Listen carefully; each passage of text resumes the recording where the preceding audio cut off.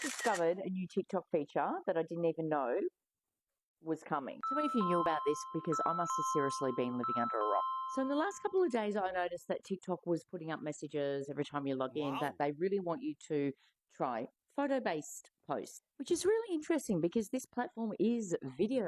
I mean, it is based on video. It was built up on video, and now they are pushing out photo content. So I noticed a new feature, which I'm going to show you now, and I'm really interested to see where this is going to go.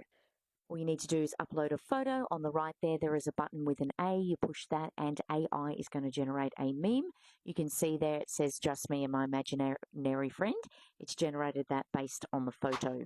Basically, TikTok now are pushing out photo-based posts and also using AI to generate memes. So I think that's a pretty cool feature. And if you've been following me for a while, and if you have taken on board what I have said before, and I hope you have, you will know that I always recommend whenever a platform brings out a new feature, it's always great to jump on board of this, because your content is more likely to be pushed out because that platform is wanting to promote that feature.